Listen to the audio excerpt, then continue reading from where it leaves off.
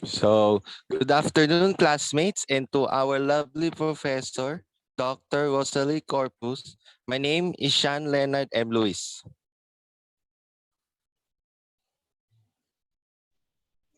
Ayan, welcome everyone. I am Karyl Bufete, but before we formally start our event, we would like to invite everyone po to spend a short quiet time for the invocation to be followed by the singing of the Philippine National Anthem.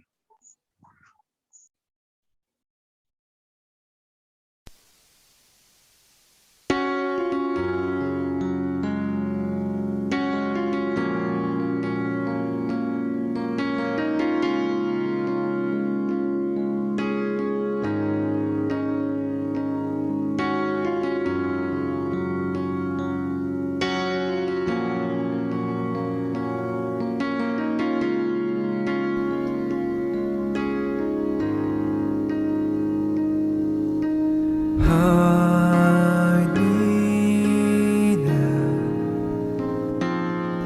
under your wings. Cover me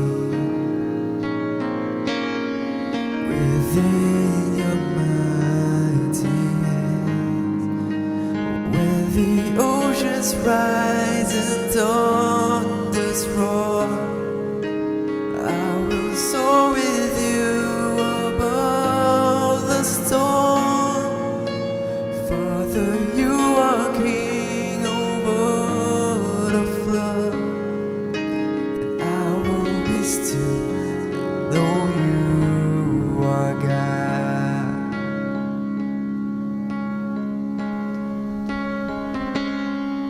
Rest my soul in Christ alone. Know His more in quietness and trust. When the oceans rise and thunders roar, I will soar with you above the storm. Father, you are king over the flood, and I will be still and know you are God.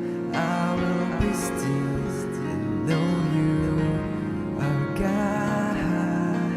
I will be still and know you are God.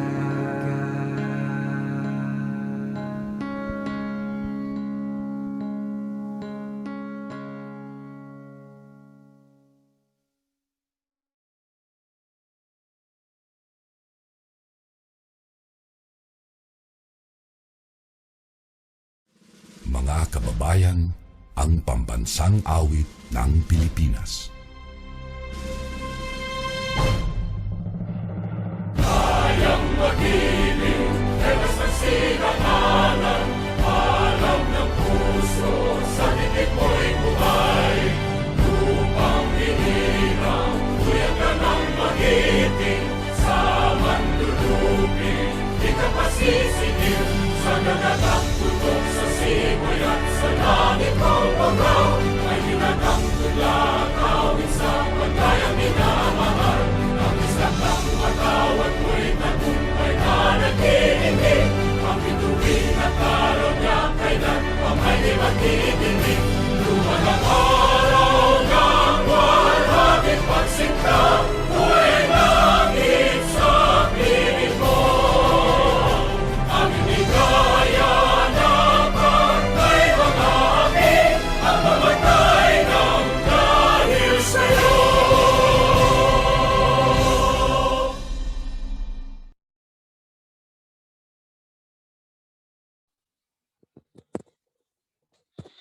Good afternoon again to everyone who are with us here in the Zoom meeting. We are happy to see you here today for the last week of our webinar series. So, kamusta naman ang pakiramdam mo ngayon, partner? Actually, tawag dito, kinakabahan. Grabe yung kaba ko kagabi pa sa practice. Pero syempre, 'di ba?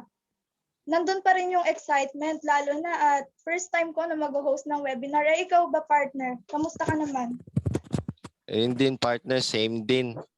Kinakabahan din at the same time. First time ko din mag-lead ng isang webinar. Pero ika nga sa kanila, save the best for last. Yan, tama yan.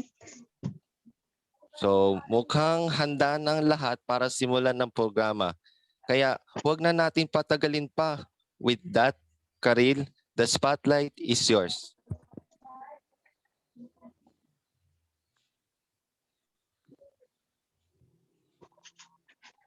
Ayan, salamat ulit, Kois. At again, hello everyone. My name is Karyl Bufete and welcome to the first part of today's webinar entitled The Higher the Better, Philippine Professional Standards for Teachers. Guys, di ba syempre, lalo na at tayo na ang tinatahak na path is to become a teacher in the future. Kaya yung mga ganitong topic sobrang mahalaga sa atin.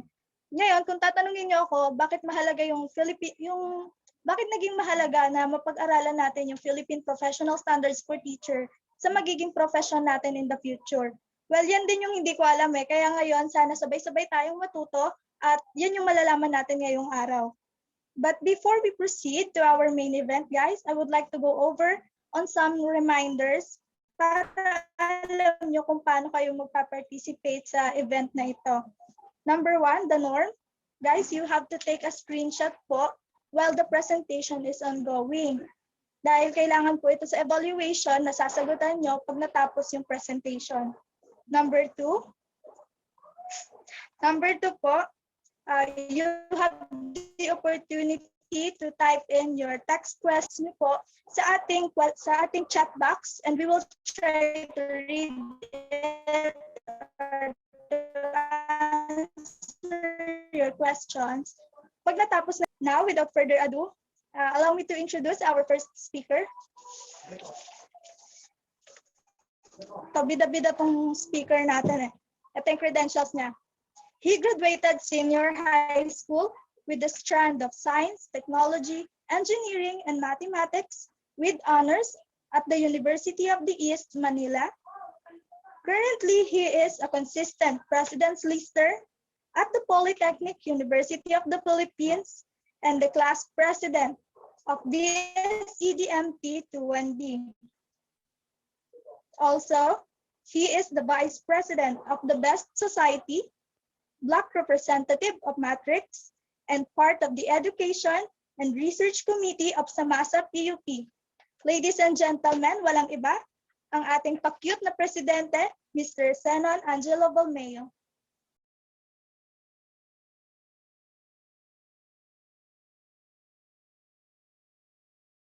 Hello. Ano nakikita niyo sa screen?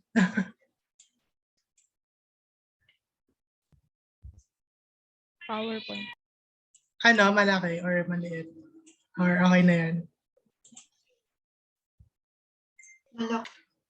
Okay na, sige. So, mag-start na ako ng very short intro lang na teachers play a crucial role in nation building. Through quality teachers, the Philippines can develop holistic learners who are steeped in values, equipped with 21st century skills, and be able to propel the country to development and progress. This is the consonance with the DepEd vision of producing Filipinos who passionately love their country and whose values and competencies enable them to realize their full potential and contribute meaningfully to the building of the nation. Good afternoon, everyone. We are the 5th group and we are going to present the Higher the Better Philippine Professional Standards for Teachers. Again, here are some reminders bago ako magpatuloy. So unang-una, lagi tayo mag-take ng notes. Lagi kayo mag-take ng notes kasi malay nyo may reward yan mamaya. Mag-take lang kayo ng notes. And then, of course, magkakaroon tayo ng mga laro and mga questions all throughout my talk. And hopefully, sana makapagsagot kayo. And of course, pag nakasagot kayo ng tama, meron tayong ayuda. Yes, meron tayong ayuda sa mga makakasagot ng aking mga katanungan. So gusto niyo ba mag-start na tayo sa ayuda giving? Type 1 naman, type 1 kung ready na tayo tumanggap ng mga ayuda. Type 1 sa ating chat box. Ayan. Unang-unang nag-type si Paul Marcin Dayog. Type 1. Dahil dyan, nanalo ka ng 50 pesos. Ikaw ang unang ready na makatanggap ng ayuda. Kaya ayan, meron ka ng ayuda. Okay, let's proceed now with my presentation. Okay, so next slide. The Philippines constantly produced teacher quality reforms through a number of initiatives. As a framework of teacher quality, the National Competency Teacher Standards, or the NCBTS, was institutionalized through DepEd Order, or the CHED Memo Order number 32 series of 2009. So the K-12 reform in 2013 changed the landscape of teacher quality requirements in the Philippines. This is the reason for coming up with PPST. So ibig sabihin, yung National Competency Teacher o yung standards, ito yung pinagbasihan natin para magkaroon tayo ngayon ng Philippine Professional Standards for Teachers. So, by the end of my talk, hopefully, ito yung mga bagay na dapat nating matutunan. So, to know more about the different contents of Philippine Professional Standards for Teachers, or PPST, know the different strategies and approaches to teaching and learning presented in the PPST, and be able to demonstrate how to effectively use a strategy from PPST for a sample topic to be discussed in class. So, ano ba yung PPST na kanina ko pa sinasabi? PPST, or the Philippine Professional Standards for Teachers, is built on teacher quality from pre-service education to in-service training. It articulates what constituents teacher quality in the K-12 reform through well-defined domains, strands, and indicators that provide measures of professional learning, competent practice, and effective management. Teachers should internalize and know this set of standards by heart. It lays out what a teacher should know, be able to do, and value to achieve competence, improve learners' learning outcomes, and eventually, quality education. So itong PPST, dapat hindi lang natin siya memorize. Dapat ina-apply din natin siya sa buhay natin as future teachers. So, according sa DepEd Order number 42, series of 2017, dated August 11, 2017, mandated the national adoption and implementation of the Philippine Professional Standards for Teachers. As noted in the order,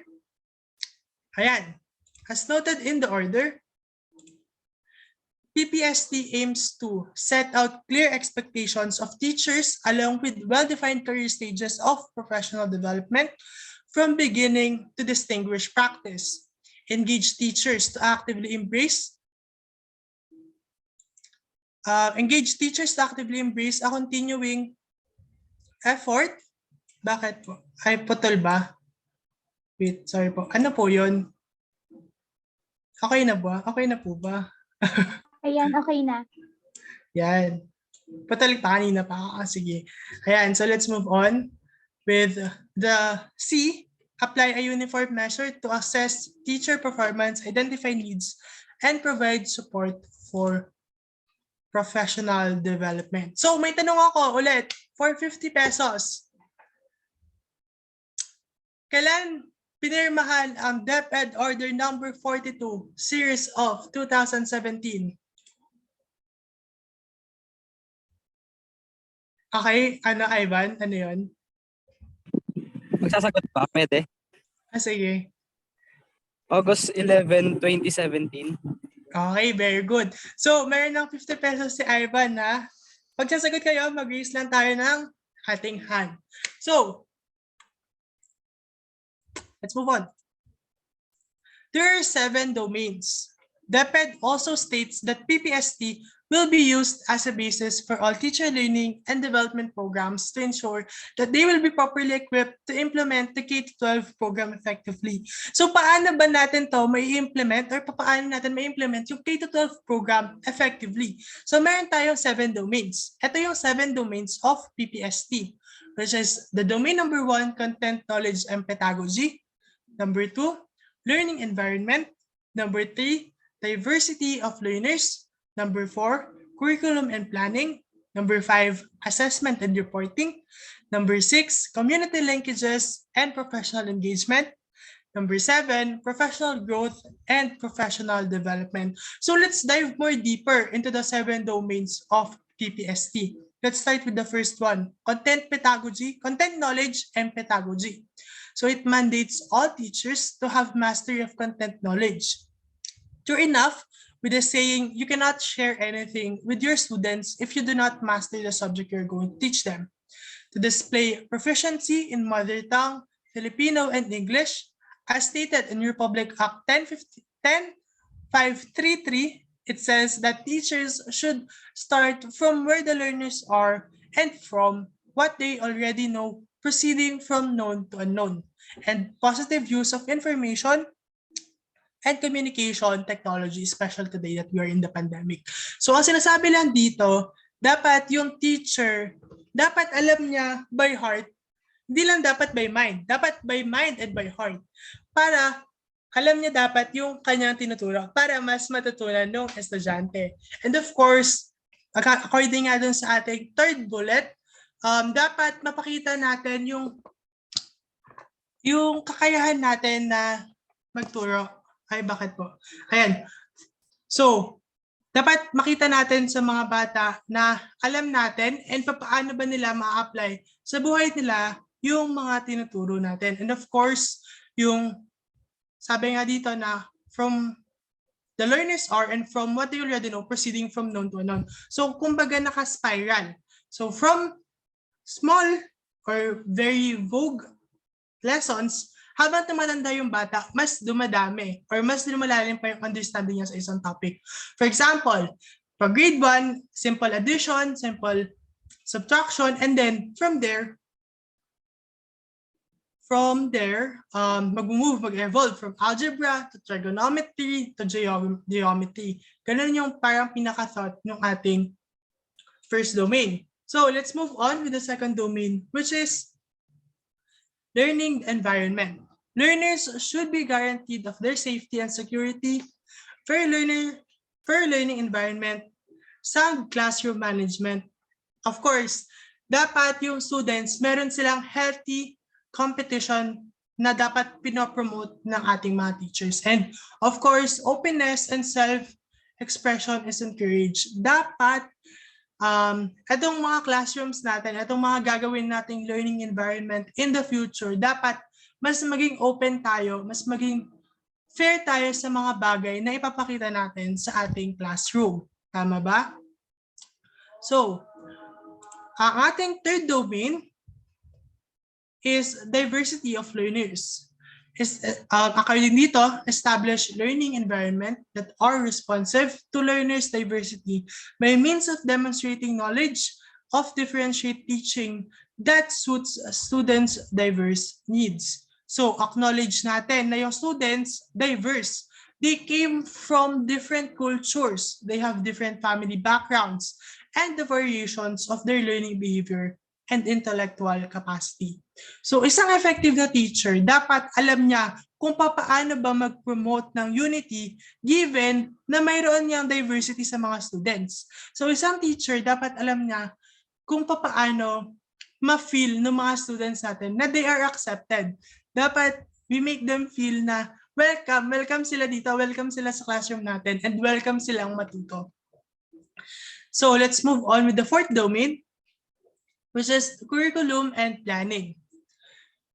Interact with the national and local curriculum requirements, translate curriculum content into learning activities, and identify learning outcomes that are aligned with learning competencies. So kung makikita nyo, meron tayong dalawang keywords. Or dalawang keywords? Hindi, madami sila. Meron tayong mga words key concepts na dapat nating maalala dito sa ating fourth domain, which is yung learning competency and learning outcomes. So, ano ba yung learning competency? Sige nga, sinong may alam kung ano ang learning competency? Sige, mag-raise hand kayo kung alam nyo ang learning capacity, competency. Yan.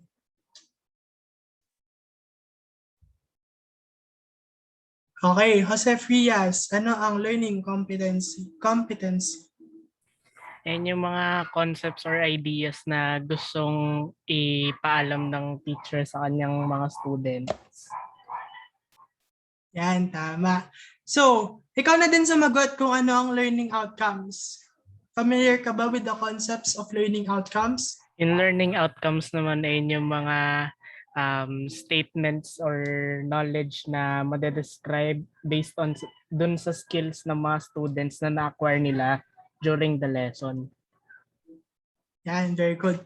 So, to simply state, or ulitin ko lang yung sinabi ni Jose, learning competency, these are general statements that describe the desired knowledge, skills, and behaviors of a student graduating from a certain program or completing the course. So, ito yung mga bagay na dapat, ano ba yung dapat matutunan ng mga students or ng mga bata after completing the subject or the course. So, yung learning outcomes, on the other hand, these are statements that describe essential learning that learners have achieved and can reliably demonstrate at the end of a course or program.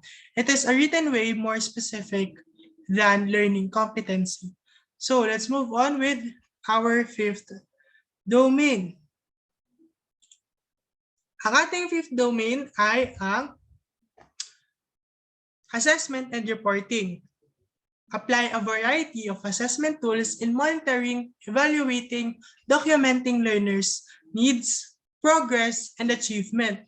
In giving students an assessment, teachers must also provide timely, accurate, and constructive feedback.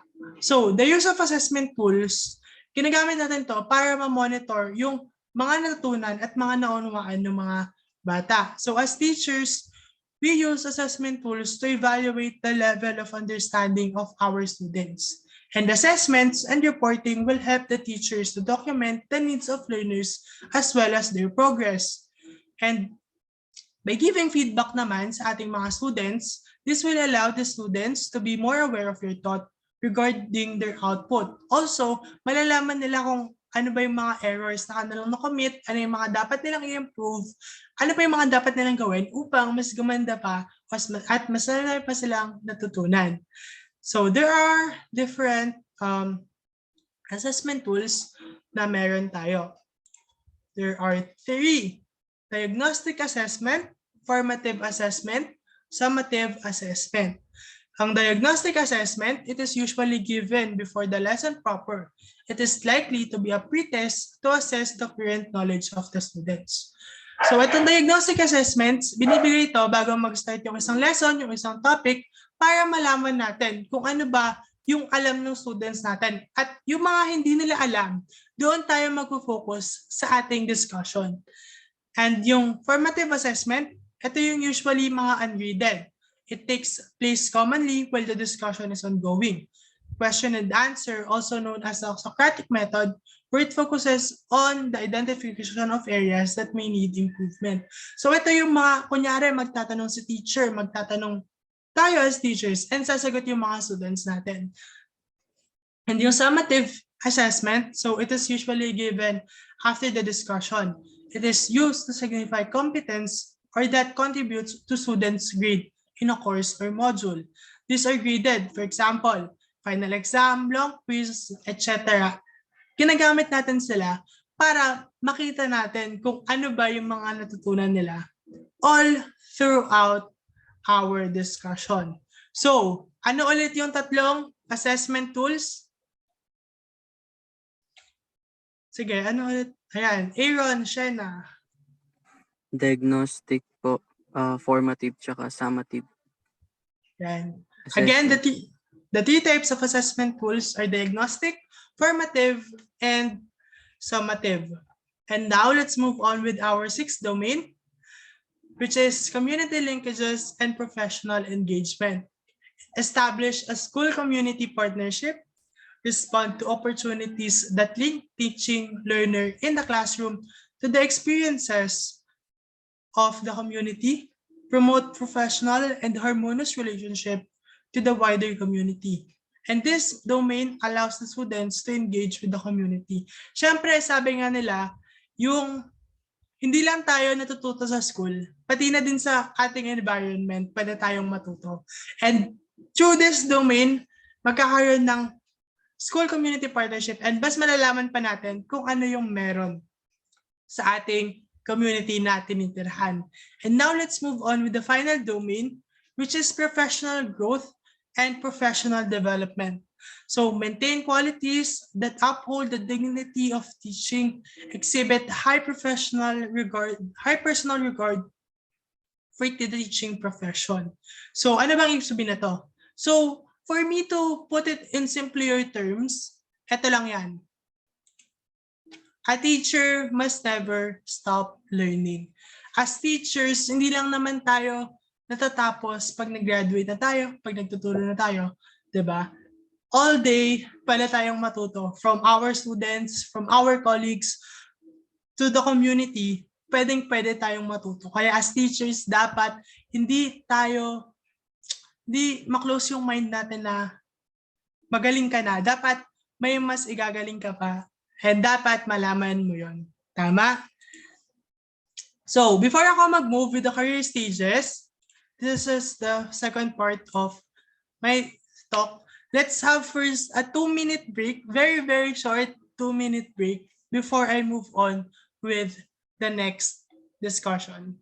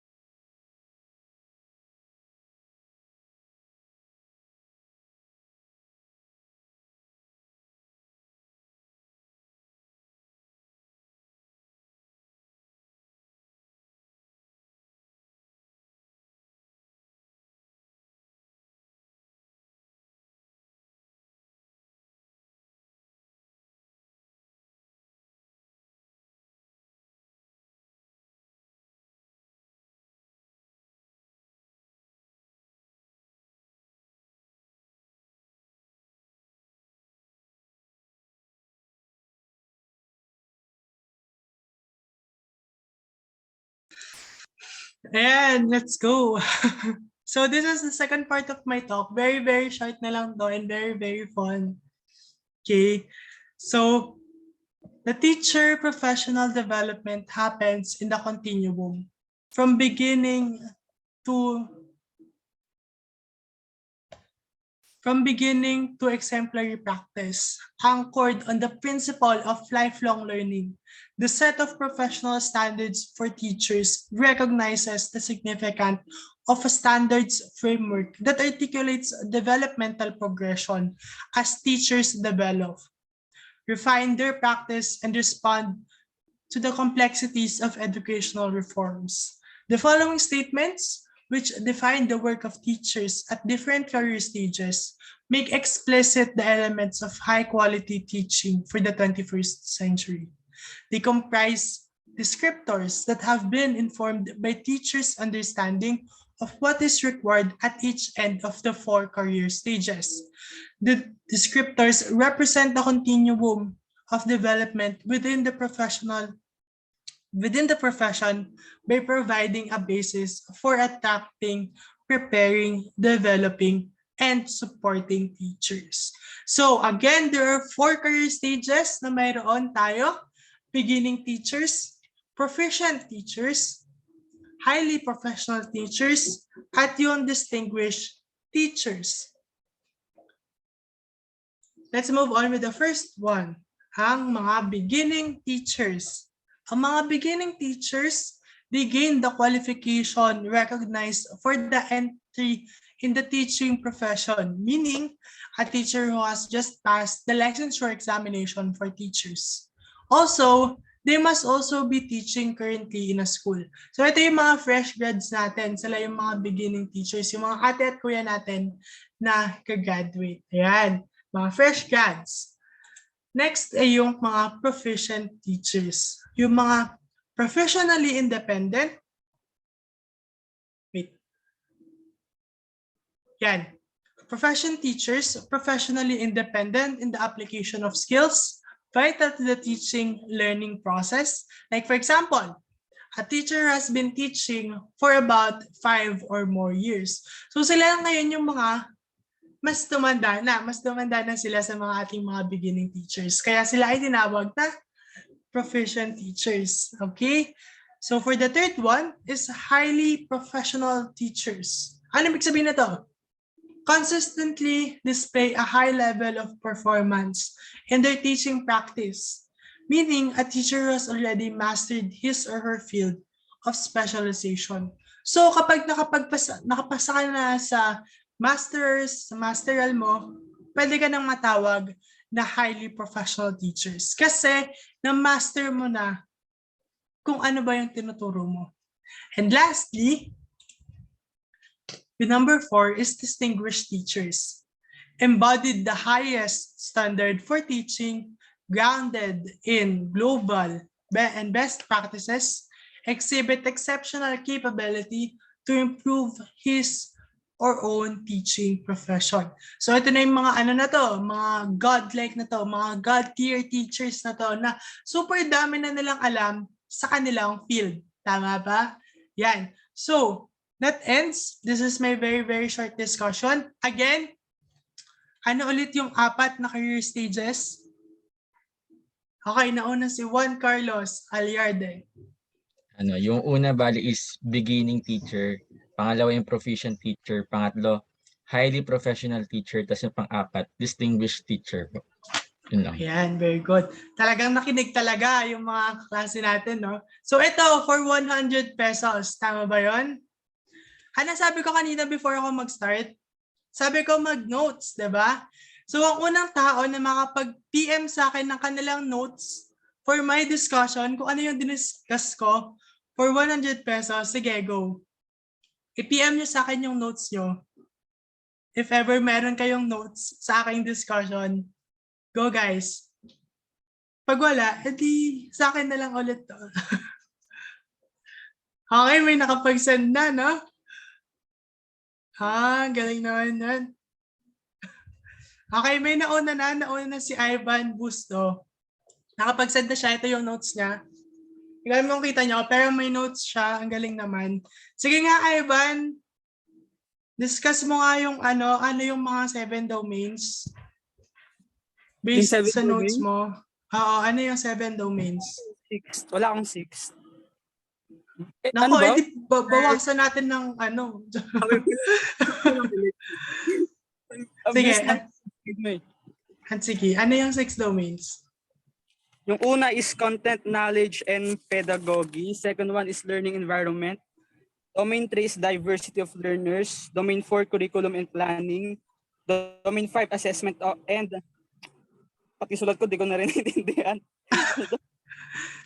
And ano yung 5? Assessment and reporting.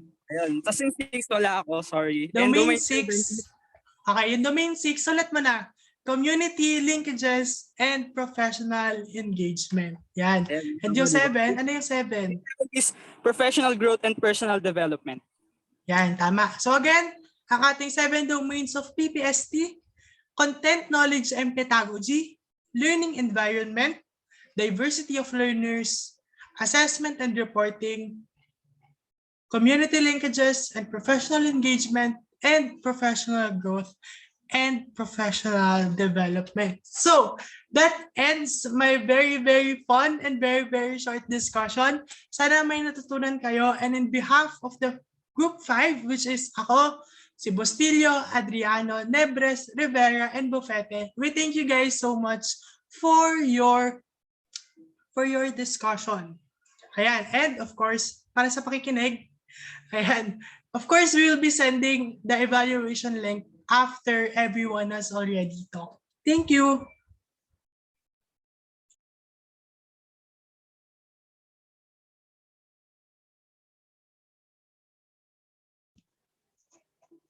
Ayan, grabe. Ang daming may malaking pangangailangan dito, lalo na si Ivan. Nakamagkano si Ivan? 150? Grabe. Sana kung gaano tayo ka-competitive sa naging short game natin kanina, ganun din tayo maging competitive pag naging teacher na tayo, di ba? Dapat hindi tayo makontento na, ay, teacher na ako, lisensyado na ako, professional na ako. No. Since ang buhay naman yung change, di ba, hindi maiiwasan yan. So we should always seek for the better change. Dapat tayo, i-aim natin na maging quality teachers tayo at maging competitive tayo para naman yung mga estudyante natin ay maging competitive din. So, ganon nga, maraming salamat Mr. Senon Valmeo sa isang napakamalaman mong talk. And sana gaya ko ay marami ring natutunan yung mga participants natin ngayong araw. And sana lang talaga naging worth it kami sa oras nyo. Pero mukha namang worth it kami sa oras nyo since ang daming active ngayon at ang daming nanalo. Again guys, thank you for participating and joining us sa first part ng webinar. On behalf of my group, again, thank you so much. I am Karyl Bufete, your MC. We will now move on to the second part of the webinar. And with that, I would like to call Mr. Cian Luis to take over. Yan, Group C. Ayan, guys, thank you so much for that Group 5, for that wonderful presentation. Ito na nga, guys. Okay pa ba kayo dyan? May energy pa kayo dyan? Para naman madagdagan energy natin at ma-hype things up, let's all watch the long-awaited intermission number performed by Miss Phoebe Muros from Group 6.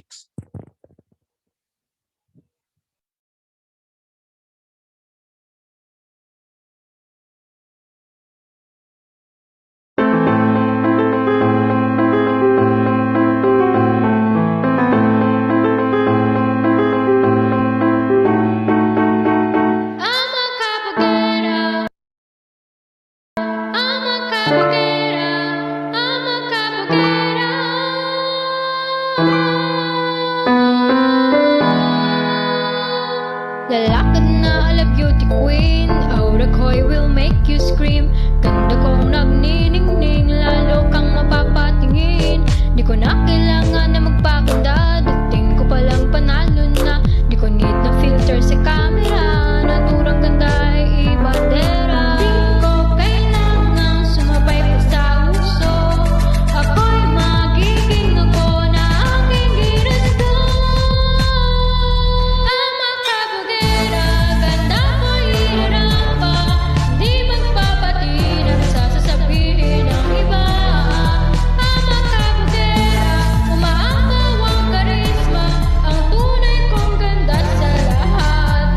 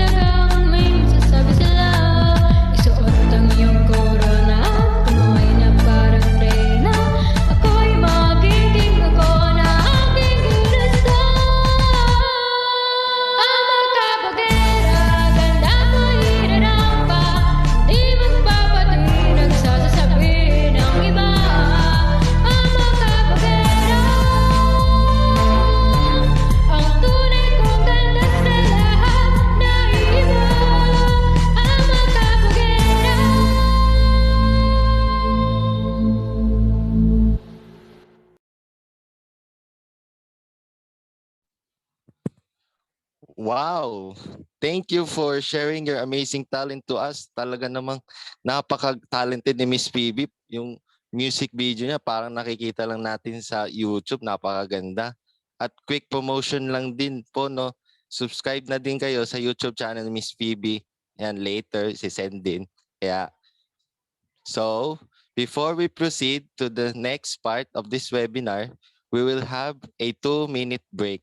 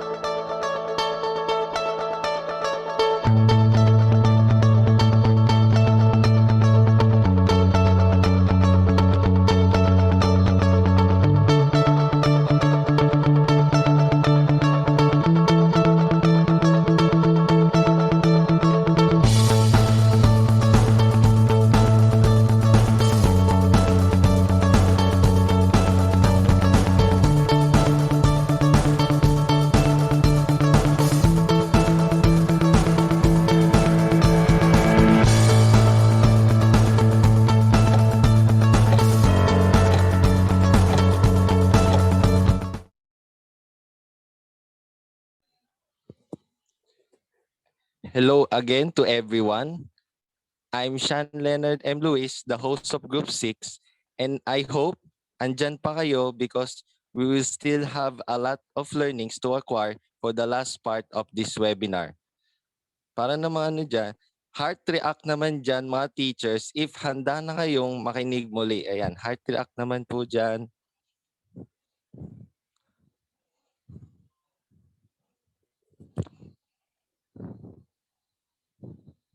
Ayan.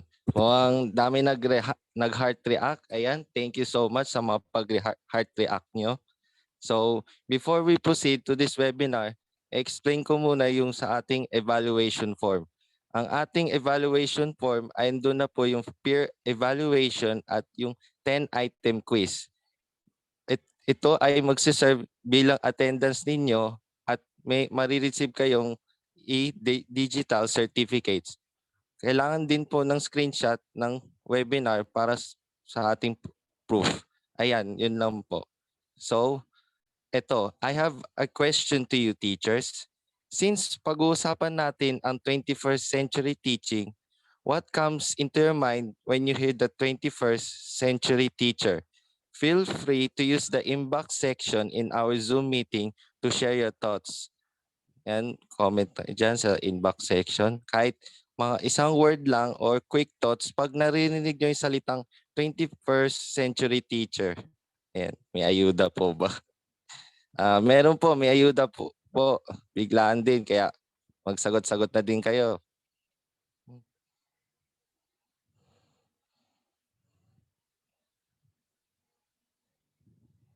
Ayan. Ayan, interactive learning yan, tama din. Teachers who are maximizing the uses of technologies, ayan, mag-ano pa kayo, comment. One word lang, kahit one word lang po. Competent and flexible. Ayan, innovative and flexible. Ayan, mukhang lahat na naman sagot nyo guys ay tama at ayun. Napakagaling na mga sagot nyo, guys. Yan, versatile teachers. Tama-tama.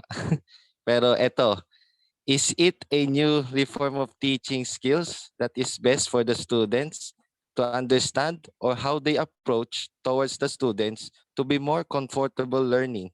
We will find out later what is the 21st century teacher really is. But first, let's have a game to be led by Miss Edelaine Alcantara.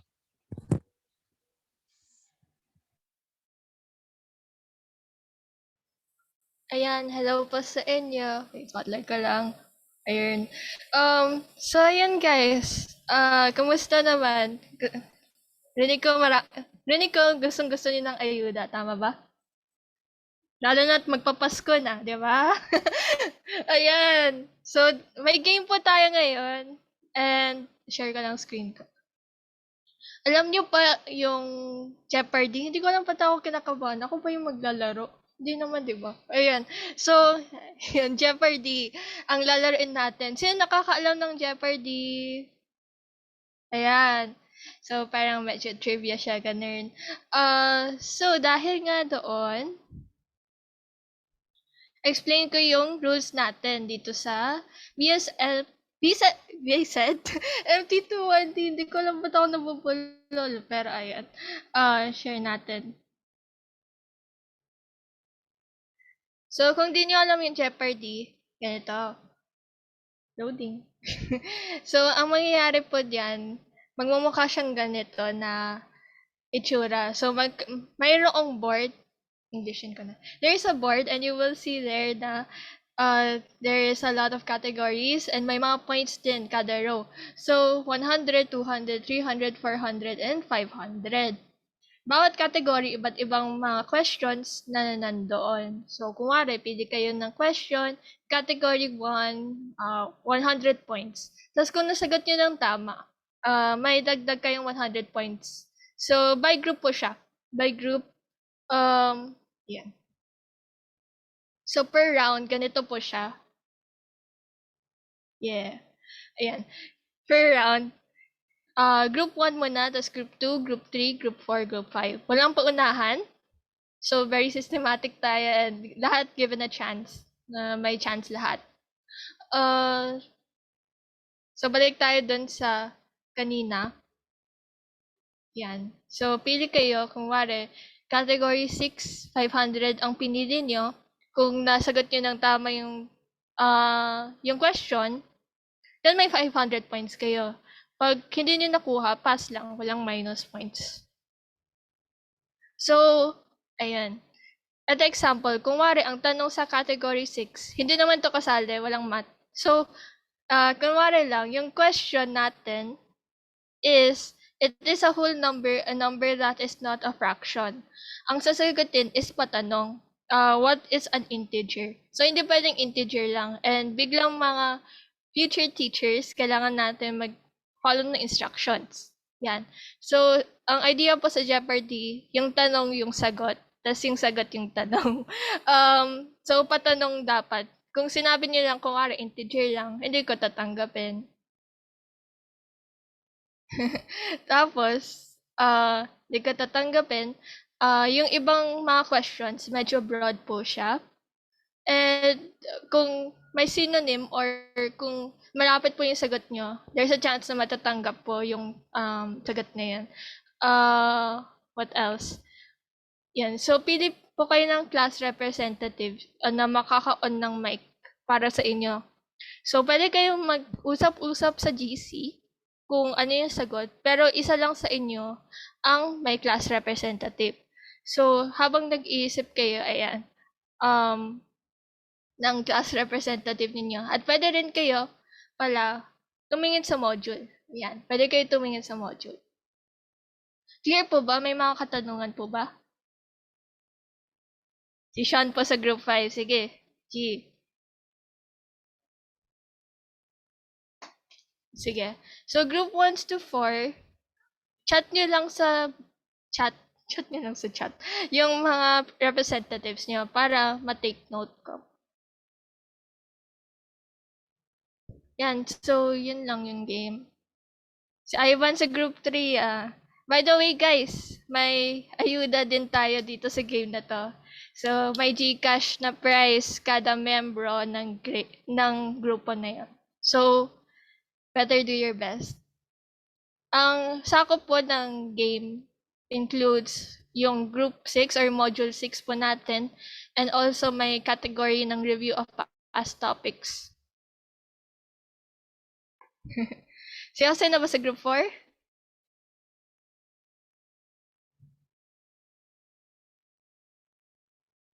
Yan, Group 1 and Group 2 na lang.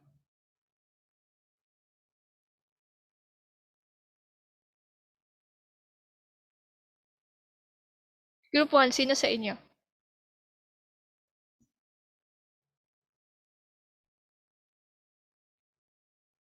Lo. Sumagot kayo, sayang ayuda. Yan, thank you, Group 1. Ay, Errol versus Ivan, maganda yan. Group 2, sino sa inyo? Jan Sherry Shaman. Sige, Jan Sherry. Yan, so start na tayo guys ha. Yan. Sige, Group 1 muna. Start na tayo ha. Okay. Ang time limit nga po namin sa kada kada grupo is 15 seconds na lang po. Yan, tapos magkakaroon tayo ng 3 rounds. So, yun lang guys. Kailangan nyo lang pwede kayo maging strategic. Madami. Wait lang. Yan, 15 seconds. Start na tayo ha. Okay, so, Group 1, Aaron, anong pipiliin mo dito? Anong category and points? Ano po, sa effective communication, 300 points po. Ayan, 300 points. Sige. So, after I read the question, mag-start ang timer. Sige. Effective communication 300. It is a small group of people with complementary skills. Ano to? Lang, nakaharang yung chat. Committed to a common purpose. Ayan, so timer starts na. Sagot lang.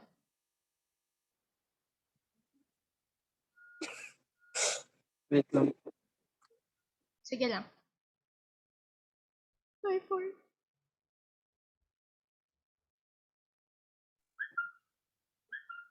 Community. Ayan. Sige. So, tanggapin ko na yun kasi ang tamang sagot ay yan, team. So, community pa din na rin. So, mas specific ang team kasi, di ba? Kung may team kayo. So, meron kayong common purpose. Community din. Kind of like that. Pero mas specific yung team. Pero tatanggapin ko pa rin yung community. Ayan. So, 300 points sa one.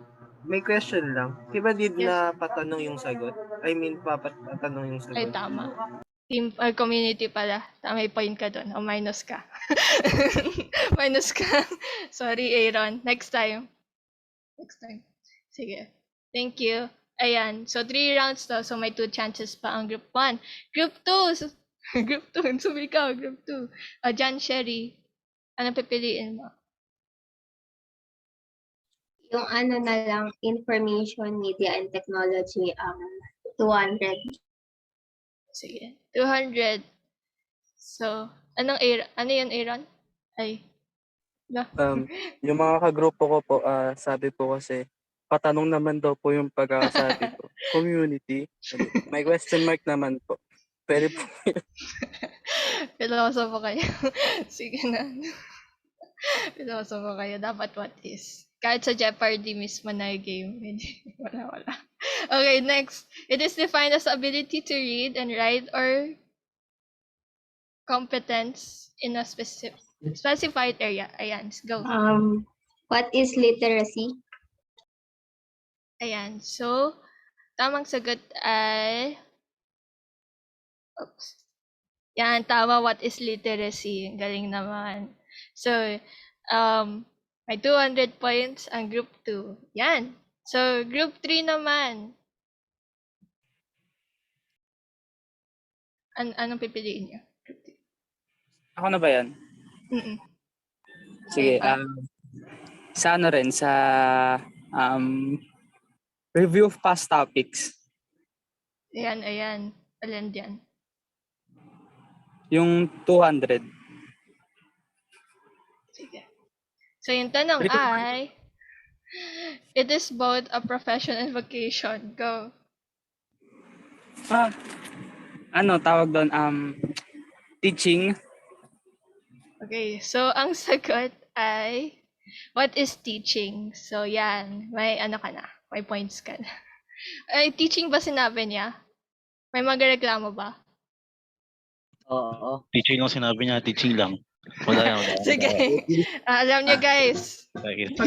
Pagalit pa yung sabi niya, teaching! So, hindi question mark. Kami nang ginawa ni Hindi Ivan. question Kaya mark pag yung may dulo. point sa Ivan, may point dapat kami. O sige guys, alam niyo na. Instructions guys, ha? Mga teachers tayo, sensya na. Sige. So group 4 naman, bawi-bawi. Ayan, binyagan natin yung mga nasa baba. ICT, Information Media and Technology, ICT, 500. Yan, 500. Start na. It is ability to critically, mabasa yung chat, teka. Critically analyze the messages that inform, entertain, and sell to us every day. So, 15 seconds starts now.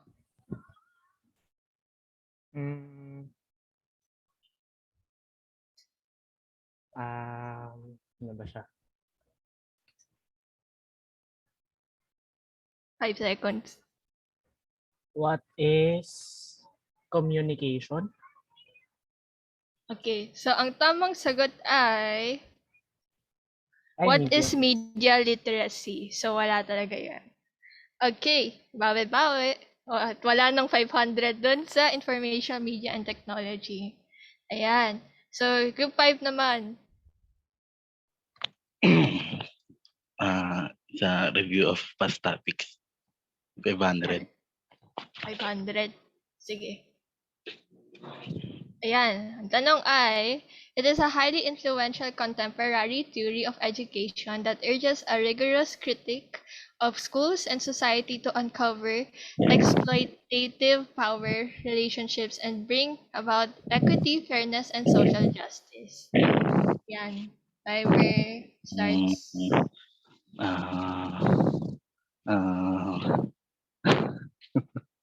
Ano ba?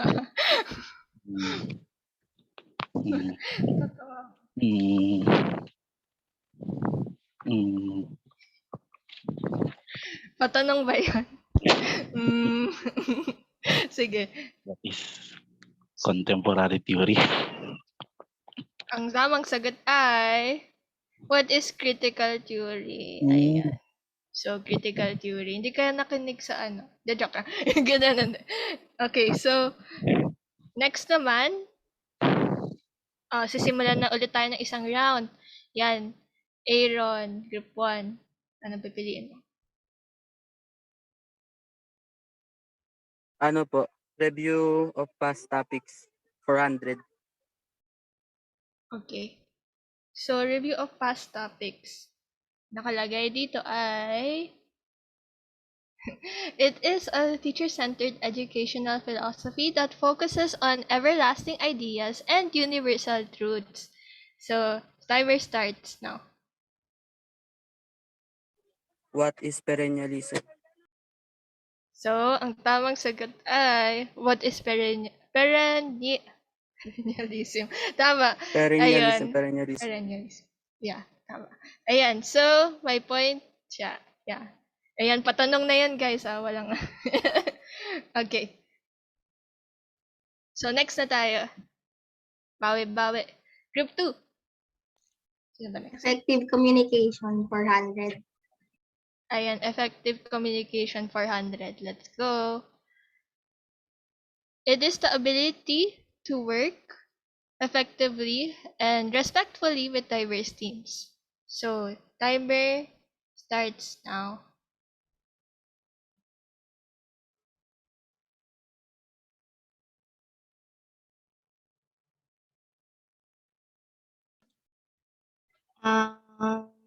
Ano yung tanong? Ability to work effectively and respectfully. Ayan, so time's up na. Time's up na. So, ang tamang sagot, kung mag-guess ka ng sagot, anong gagas mo? Wala lang. Sige. Anyways. So, yung tamang sagot is, what is a collaboration? So, wala.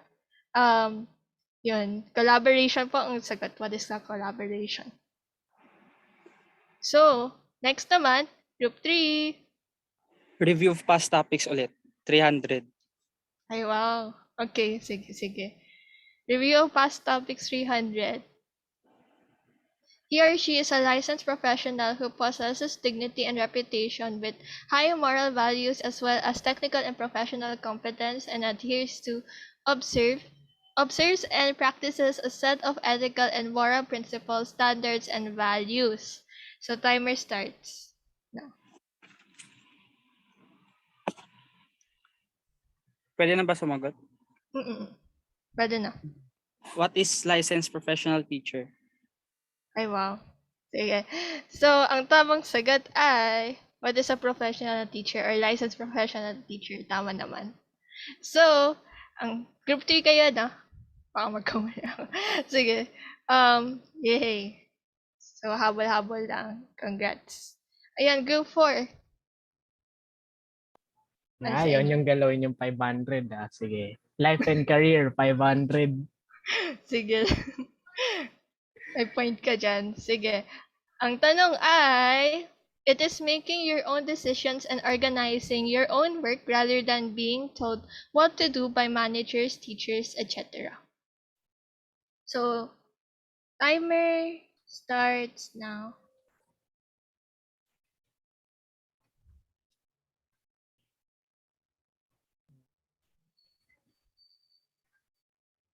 What is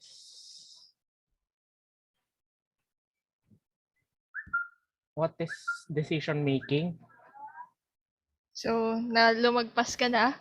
But the answer is, what is self-direction? So, iba pa rin. So, self-direction ang tamang sagot. Yan. 500 talaga ginagalawin. Sige. Next naman. Group 5.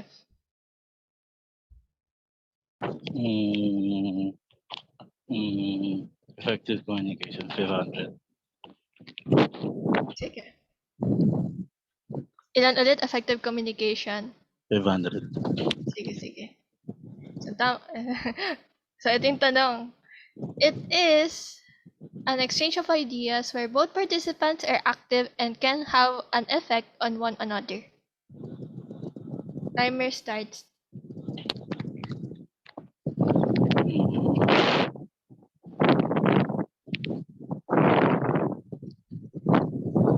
What is interactive communication?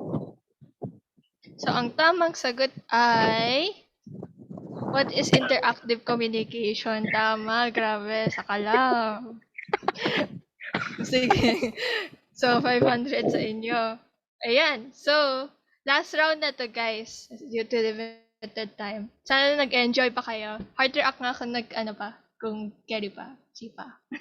Remember, may 20 pesos. 20 pesos ba? Basta may ayuda kayo sa Gcash. For sure. Pagka nanalo kayo, lahat ng members. Okay. So, group 1. Ano sa inyo? Learning and innovation po, 500. Sige. Basta na 500. Dejar. Sige. Okay. 500. It is the possibility of something bad happening. So, medyo broad siya kaya 500. Okay. So, timer starts. Now.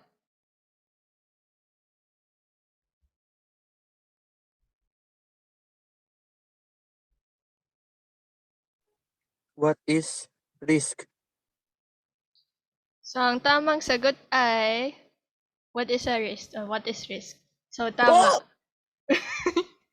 Nagulat ako. Sige. Nice. So, 900 na yan. Habol-habol, awit. Saka lang, Aaron. Sige, next. Group 2, kaya pa. Learning and innovation, 400. Okay. Nalito ako. Learning and innovation 400. Sige. It is the strong desire to know or to learn or know something. Timer starts. What is curiosity? So, ang tamang sagot ay... Yan, inad ko na. What is curiosity? Ayan. So, what is curiosity? Ang tamang sagot. Yan. Congrats. So, group 3 naman. Life and career 400. Tinasa na. Sige. It is an ability or willingness to change in order to suit different conditions. Ayan. So, timer starts.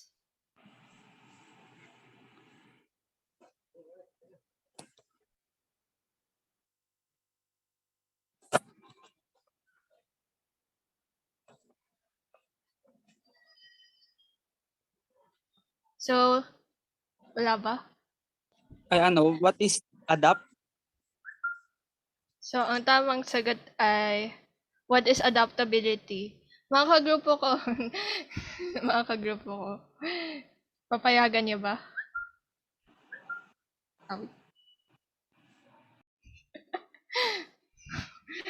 Sige, sige, bibigay ko naman yan. Wala namang, group 3 ka, no? Sige. Ayaw tumagtahimik yung phone ko. Sige. Group 4 naman.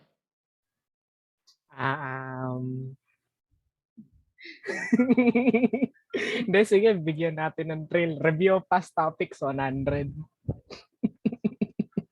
Thrill talaga. Sige, sige. Okay. Tanong, it is a mental image of what the future will or could be like. Go.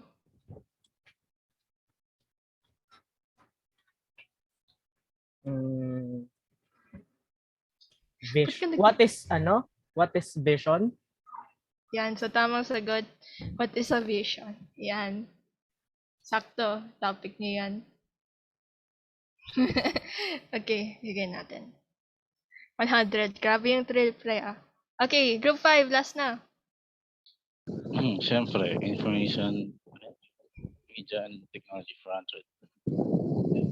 Para mapantayan si group 1. Siyempre. Sige.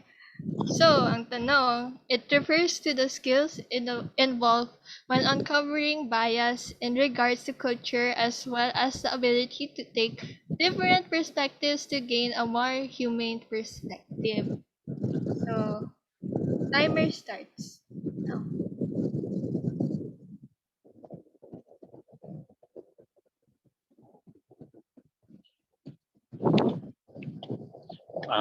What is multicultural literacy? Ang tamang sagot ay, what is multicultural literacy? Ayan, may nakapantay na ng 900. So, yun. And, okay. So, since dalawang grupo yung nakakuha, ano lang kami, hindi namin kaya magbigay ng magandang, hindi namin kaya bigyan lahat. Ganun. So, magta-tiebreaker tayo. G lang ba kaya dyan? May 300 naman. G. Group 1, pili kayo. So, 300, syempre. Learning and innovation 300. Sige, sige. So, it is the process of finding solutions to difficult or complex issues. Go.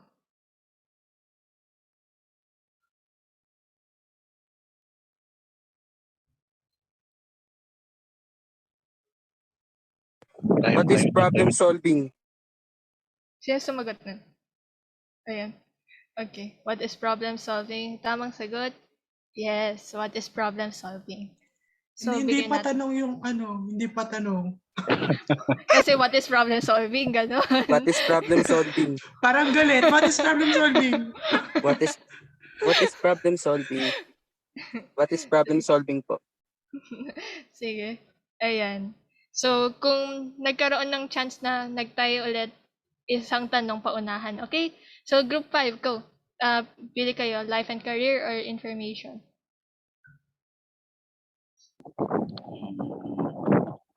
Information media and technology. Sige. So, it is the ability to identify what information is needed, identify the best sources of information for a given need, locate those sources, evaluate the sources critically, and share that information. Okay, go.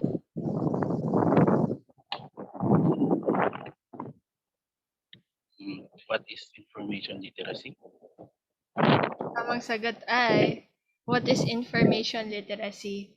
Ayan. So, since nakuha nyo naman, ang bibigay kong tayo na tiebreaker, kala ko isa sa inyo pero wala talaga. So, 300, paunahan, okay? Hindi ko na babasahin, paunahan na ng pagbabasa. Okay, go.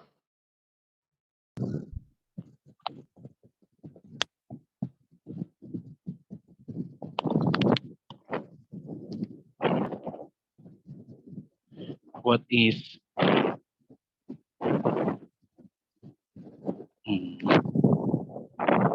What is responsibility? what is responsibility?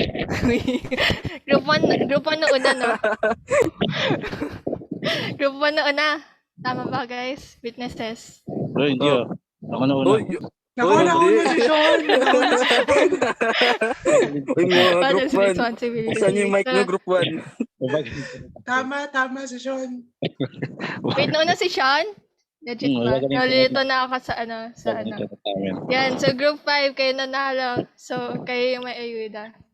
Yan, so sana nag-enjoy kayo. And ito yung topic po ng group 6. So, hopefully na parang, yan, parang may, na kayo, idea. So, yun lang guys. And yan, back to you.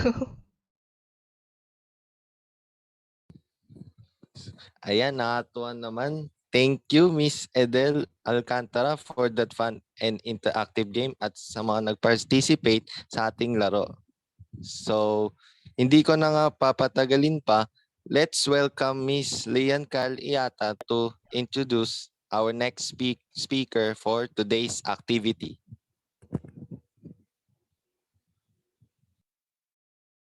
So now, we are about to hear knowledge and experiences from our very own speaker, who is a consistent honor student since elementary. She is SSG officer for 3 consecutive years in her junior high school years. She is a member of journalism for copy reading and headline writing. She is ABM graduate with honors at Learn and Explore Montessori School and top 4 in her whole batch. She is currently treasurer and a 2-year treasurer at PUP Sandiwa, the mathematics representative of Best Society, and currently taking BSED major in mathematics at Polytechnic University of the Philippines. So now, let us all welcome Miss Kristal Joy Andres. So now,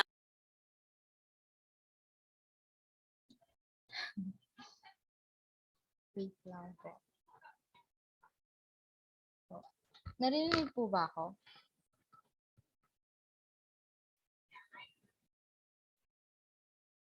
Hello?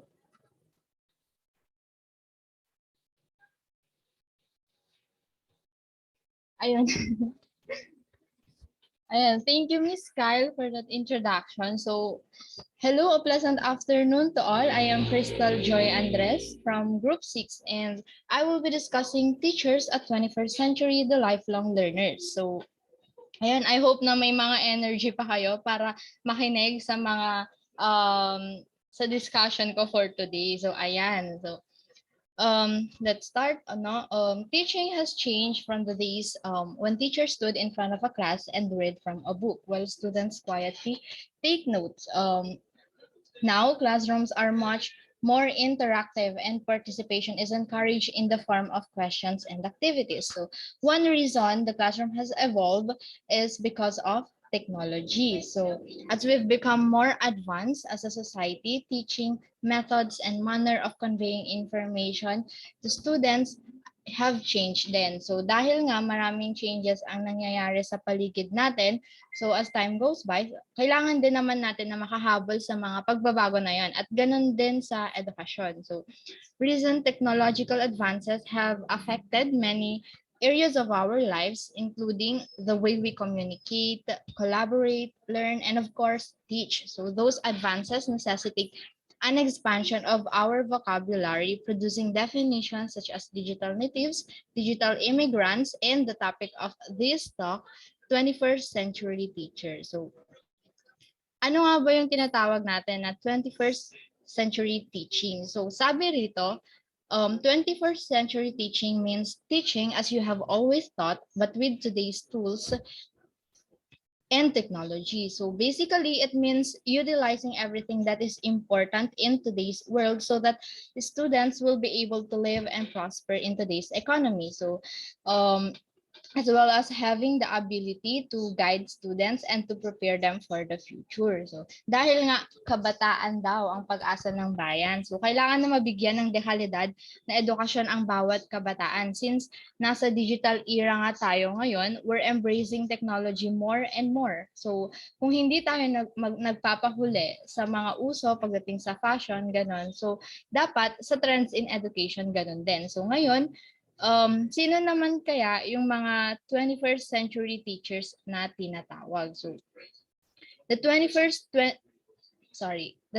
century teacher looks forward to the future. So they are aware of the ever-changing trends in technology and are in tune of what the future may bring to education. So sila raw yung mga laging aware sa career opportunities that will bring be in the coming years for their students. So, and they're always advocating forward thinking and planning to ensure all students will not be left behind. So, syempre, ang pagiging isang 21st century teacher ay may skills na dapat taglayin ng isang guro para masabi natin na kabilang siya sa 21st century. So the 21st century skills are divided into the following. So we have life and career skills, effective communication skills, learning and innovation skills, and information, media, and technology skills. So nakapaloob sa apat na yan yung mga iba't iba pang skills na dapat i-acquire ng 21st century teacher. So bawat skills na yan ay very crucial siya, hindi lang sa bilang isang guro, kundi maging sa way of teaching mo rin dahil yung mga skills na yan ay magre-reflect yan sa performance mo kung effective ba or kung made-deliver mo ba ng maayos yung knowledge na gusto mong yung lessons na gusto mong malaman ng mga estudyante mo. So ganoon. So lahat 'yan magfo-fall sa kung paano tayo nagtuturo or magtuturo. So that is why it's important to have these skills in order to become an effective educator as well. So first we have the effective communication skills. Under this is teaming. So a team is a small group of people with complementary skills committed to a common purpose. So yun yung first natin kanina sa game. So bale, as a team daw, may common goal kayo na gusto nyong i-achieve. So parang sa basketball lang din yan eh. So hindi kayo mananalo as a team kung lahat ng team members mo ay hindi magfa-function ng maayos. So kailangan na lahat kayo mag-function based on your strengths and the role sa game para manalo kayo, ganon. So, ma-achieve yung goal nyo na manalo. So, yung set of faculty members naman na meron tayo ay sa school ay maituturing na rin natin na isang team yon. So, if they share the same goal, which is ang matutong mga estudyante nila, so pwede silang mag-formulate ng mga strategies, di ba, na makakatulong para makuha nila yung desired outcome nila. So, dahil sa isang team, mahalaga ang teamwork. So, bale, parang same goes to collaboration. So, collaboration demonstrates ability to work effectively and respectfully with diverse teams. So, flexible ka when it comes to working with different type of people to accomplish a common goal. So, may goal din kayo dito. Common goal din kayo dito. So, working with others is an important 21st century skill. So, Learning is deemed to be more effective when you can share your ideas and knowledge with others, sharing your expertise, your experience, communicating and learning ganon. So technology allows collaboration between teachers and students, creating digital resources, presentations, projects together with other educators, ganon, and students as well. Um, will make classroom activities resemble the real world. So next to that is the interpersonal skills. So sabi naman, it is the process by which people exchange information, feelings, and meaning that through verbal and non-verbal messages. So it is a face-to-face communication. Dito, it's not just about what is actually said or the language used, but kung papaano mo sinabi or dineliver yung message na yon. So mahalaga na i-consider natin yung tone ng boses natin, yung facial expression, kasi lahat yon may malaking impact yung behavior na pinapakita natin kapag nakikipag-usap tayo sa ibang tao. So yung gestures mo and body language, ganun. So, example natin dyan ay yung sign. Okay, sign na yan. So, I assume na familiar kayo sa sign na yan. So, sa USA, ang ibig sabihin ng hand gesture na yan ay okay. Sinasabi lang okay, ganon. So sa Japan naman, it means money. Pero sa Russia naman ay zero ang tinutukoy ng sign na yan. So while in Brazil, it means insult. So ayun. Kaya we need to be extra careful sa nonverbal messages natin. So lalo na kapag teacher ka sa ibang lugar, ganon. So kailangan mo maging aware sa mga kinikilos mo, sa sinasabi mo, ganun. Kasi the receiver might misunderstand you kahit na hindi naman yon yung ibig mong sabihin or gusto mong iparating. Ayan. So, next is interactive communication. So, kapag sinabi naman natin na interactive communications, it involves two or more people conversing that are active and can influence one another. So, you should promote positive interactions with colleagues, students, maging sa mga parents ng mga students. So, but many forms of communication previously thought one way, like books and television. So, it has become interactive with the rise of computers, the internet, and digital and mobile devices. So, then we have the learning and innovation skills. So under the learning and innovation skills, we have creativity naman. So sabi dito, think creatively. So super vital nito sa mga teacher. Thinking outside the box. So para maging effective yung pagtuturo natin, dapat may technique rin tayo. Lagi tayong may pakulo, ganun. So well, hindi lang din naman siya sa way ng pagtuturo ina-apply yung pagiging creative natin. Maging sa paggawa natin ng instructional materials, ganon. So, kailangan mong mapagana yung creativity mo doon sa paggawa na yun para ma-improve mo and ma-maximize yung creative effort. So, dapat resourceful at inventive ka. So, and work creatively with others. So, develop, implement, and communicate new ideas to others effectively. So you need to be open and responsive to new and diverse perspectives. So although may limitation ang lahat ng bagay, pero kapag pinagsama-sama ang mga idea ng bawat isa, ay may mabubuo kayo. So ganun.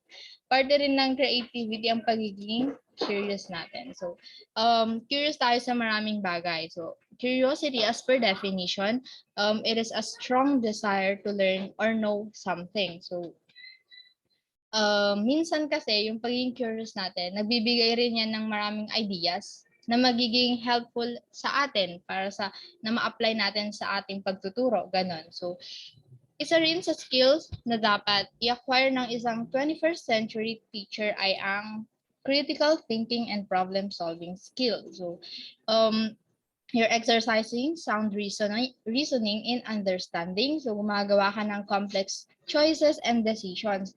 Teachers creates innovative ideas and effective solutions to the arising problems in the field, in the classroom, or in the school. So, identifying and asking significant questions could clarify various points of view that leads to better solutions.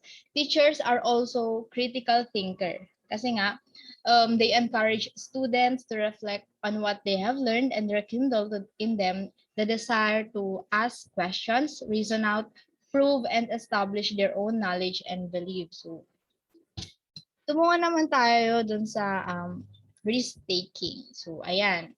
Yan yung mga mahilig mag-take ng risk, gano'n. So, mga matatapang, gano'n.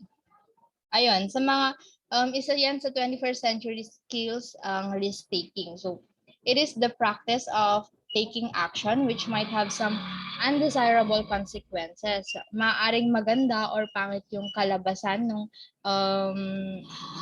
mga decision mo ganun or yung ginawa mo. So sabi nga ron sa napanood ko, say yes daw to the things that scares you the most, pero not in general yun. So because that could turn into an opportunity, pwedeng maging breakthrough mo or hindi, ganun. It depends on the situation pa rin. So nasa pangatlong skills na tayo. Ito ang life and career skills. So under dito ay ang flexibility and adaptability. So Diyan, sabi, adapt to change. So, adapt to varied roles, job responsibilities, schedules, and context. Sabi nga nila, teachers is not just all about teaching. So, maraming role ang mga teacher dahil teaching ang primary roles ng teachers kahit hindi nila major or out of their specialization pa yan ay tinatanggap pa rin nila dahil parte yon ng pagiging guro nila. Even our situation right now, di ba? Kahit hindi lahat ng schools ay prepared sa sudden transformation sa education natin ay nagpatuloy pa rin ang opening of classes. So, ayun nga, teachers must be able to adapt their teaching style to include different modes of learning, adapt when a lesson fails, kapag adapt din sa mga new technology, ganon. So they must be able to adapt to the curriculum and the requirements and be able to use their imagination to teach in creative ways. So next, be flexible. Teachers are able to adapt to various learning styles and needs of the learners. So they can facilitate learner-centered teaching with flexibility using alternative modes of delivery. So it sabi dito, understand, negotiate, and balance diverse views and beliefs to reach workable solutions, particularly in multicultural environments. So next, we have leadership and responsibility. Sa leadership and responsibility naman, guide and lead others daw. So dito ginagamit natin yung interpersonal and problem-solving skills to guide others toward a goal. So you demonstrate integrity and ethical behavior in using influence and power, mentoring other teachers as well, and sharing ideas and strategies. Since bilang teacher, nagiging role model ka sa ibang tao, lalo na sa mga estudyante mo, within or outside the school, ay teacher pa rin ang turing natin sa mga guro natin. So, ayun, be responsible to others din daw, act responsibly with the interest of the larger community and in mind. So, next is social and cross-cultural skills. So, under this, kailangan daw na mag-interact effectively with others. So, know when it is appropriate to listen and when to speak. So, kumbaga, ibabagay lang din natin sa sitwasyon yung mga sasabihin natin. So, in a serious discussion, di ba, we need to avoid saying nonsensical statement, ganon, para maiwasan din yung mga misunderstanding, ganon. So, conduct oneself in a respectable, professional manner. So, and you need to work effectively in diverse teams. So respect cultural differences and work effectively with people from a range of social and cultural backgrounds. So you need to respond open-mindedly to different ideas and values. Today's tools make it possible to learn about other countries and people firsthand. So ina-expose mo yung sarili mo sa mga ibang culture, ganun, in order dahil mahalaga yon para magkaroon ng harmonious relationship kayo sa isa't isa, ganun. So next is initiative and self-direction. So initiative and self-direction naman daw, you manage goals and time. So set goals with tangible and intangible success criteria. Dapat magkaroon ng balance between tactical or short-term and strategic or long-term goals. So utilize time and manage workload efficiently. So Work independently naman, monitor, define, prioritize, and complete tasks without direct oversight. So, heavy man yung workloads mo, assure mo pa rin yung quality ng works mo. So, dahil sa'yo rin yung balik niyan pag hindi naging maayos yung output mo, ganon. So, be self-directed learners daw. Go basic mastery of skills and or curriculum to explore and expand one's own learning and opportunities to gain expertise. So, sa teachers, mahalaga yung continuous progress dahil nga we are a lifelong learner. Tulad nga sabi kanina, teachers never stop learning daw. So, 21st century teachers demonstrate initiative to advance skill levels towards a professional level, and reflecting from your past experiences are important for one's future progress. So, next naman, productivity and accountability. So, manage projects, set and meet goals even in the face of obstacles and competing pressure. So, prioritize, plan, and manage work to achieve the intended result. So, produce results naman, this is crucial kasi it demonstrate additional attributes associated with producing high quality products, including the ability to work positively and ethically. So, multitasking, ganon, manage time and project effectively, and be accountable for results. So, next dyan, yung ethical, moral, and spiritual values. So, dito, we weigh right decision and wrong decision. So, as a professional teacher naman, you are expected to abide by the code of ethics for professional teachers. This ensure that as a professional teacher, you practice profession with technical and ethical and moral competence. And then we have the information media and technology skills. So under naman nito, yung visual and information literacy. So visual literacy is the ability to interpret, make meaning from information presented in the form of an image. So it is also the ability to evaluate, apply, or create conceptual visual representation. So teachers with a demonstrator style believe that seeing something in action is the best way to learn a topic or skill. So these teachers use videos to demonstrate a skill or topic, such as reenactment, ganun. So, or they provide worksheets that require students to work through a scenario that covers the skill or idea being taught.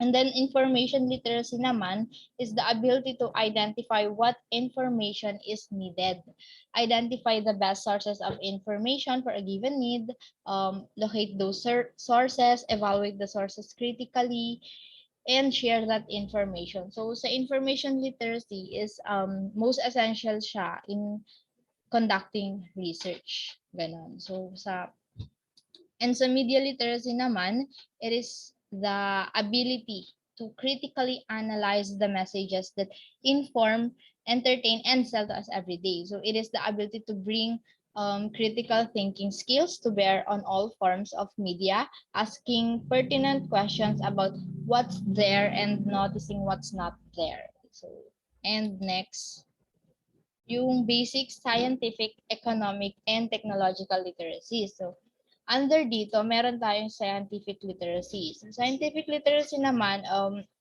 yun nga, the knowledge and understanding of scientific concepts and processes required for personal decision making, participation in civic and cultural affairs, and economic productivity. So it encompasses written, numerical, and digital literacy as they pertain to understanding science, its methodology, observations, and theories. So, sa economic literacy naman, it is about cultivating a working knowledge of the economic way of thinking, understanding trade-offs, recognizing the importance of incentives, ganon. So it is the ability to apply basic economic concepts in situations relevant to one's life.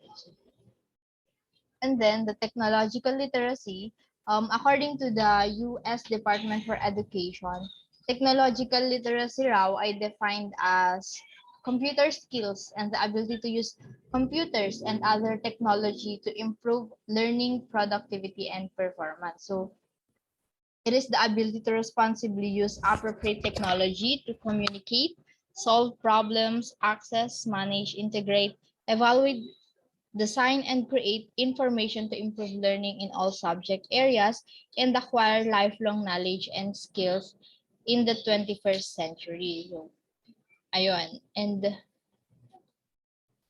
last, we have multicultural literacy. So, it refers to the skills involved when uncovering bias in regard to culture, as well as the ability to take different perspectives to gain a more human perspective. Sabi nga dito, it brings attention to diversity, equity, and social justice to foster cultural awareness by addressing difficult issues like discrimination and oppression towards other ethnicities. So, di ba nga, the 21st century teacher is a lifelong learner. So, they embrace the idea that learning never ends, tulad nga nung sabi ng first speaker natin kanina. So, they don't just expect their students to be lifelong learners, but they too stay current on top of what's new in education. So, even though they may still use the same lesson learned from years before, they know how to change it to keep up to date with what is current. So parang may transformation na nangyayari ganun. So a great teacher will not only embrace technology but be willing to learn more about it. Lastly, the 21st century educator must use teaching strategies to ensure that the focus in education is on preparing today's children for the future of where they will live and where they will work, not for our current world. You know, teachers, pre-service teachers, so be expressive as you teach and never hesitate to inject through emotion into your voice. Ayun, so and that ayun, before anything else, kaya ito yung references ko kung saan ko kinuha yung mga content ng discussion ko for today. Ayun, you can visit these links kung gusto nyong mabalikan, ganon. So, ayun, that ends my discussion for today. Thank you so much, everyone, and congratulations to all.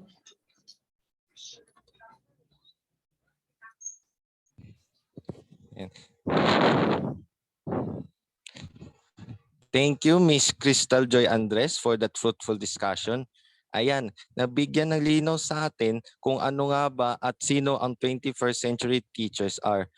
Para sa akin, ang insight sa 21st century teachers ay sila ay more skilled in technology and always ready for the future. Mas napapakita nila sa mga students nila on how to become a productive and effective teacher. Sa pagko-communicate nila ng maayos ay mas mag-i-improve ang mga students to develop social and communication skills. Ang isang 21st century teacher ay malawak ang kanilang creativeness to share ideas sa kanilang students para magamit nila ang matutunan para on their way to become a future educator. Handa ang mga teachers lalo na sa mga risk kasi mas para sa betterment of the students to gain more knowledge and know how to overcome those challenges. Being a teacher are willing to adapt the situations and being flexible no matter what because they are prepared for this kind of challenges. And lastly, teachers must lead students to a better path on becoming a successful educator because students who are taking teaching profession will be motivated and inspire more as they will inspire the future students in becoming a successful educator. And I hope all of you learn a lot from our speaker because what we must have heard are crucial, especially for us pre-service teachers in order to adapt to the change happening in our situation and to become a more effective educator. And now, let's give the spotlight to Mr. Rio Oclares as he delivers the closing remarks.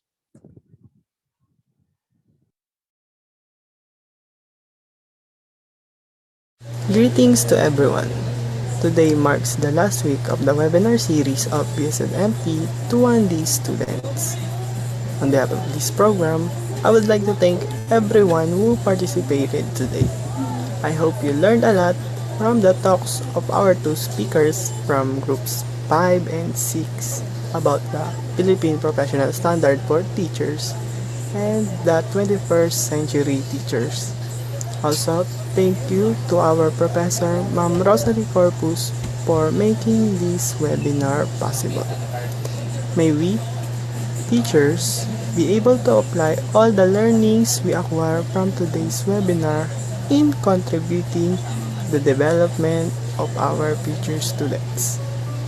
Congratulations, groups 5 and 6 for this program. Kudos to everyone.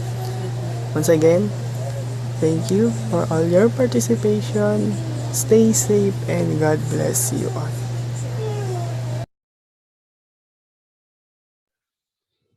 And thank you, Mr. Rio Oclares, for that wonderful closing remarks.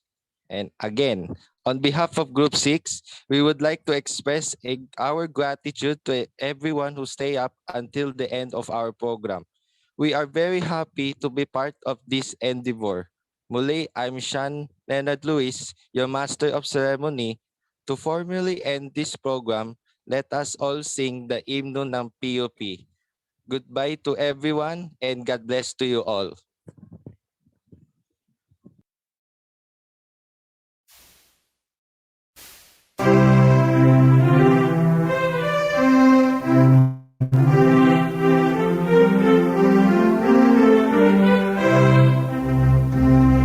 Sintang paalalang taglaw ka ng bayan, pandayan ang isip ng kabataan. Kami ay dumating na salat sa yaman, panap na tulong ay iyong palay. Ang layunin mo, mga taong dinarangan, ang Pilipino, ang iyong aral, diba? Ang ikaw taglay, piupi aming gabay, para lang dakila. Piupi pinagpalan, gagamitin ang kalooban mula sa'yo, para sa bayan. Ang iyong aral, diba? Ang ikaw taglay, piupi aming gabay, para lang dakila. Piupi pinagpalan.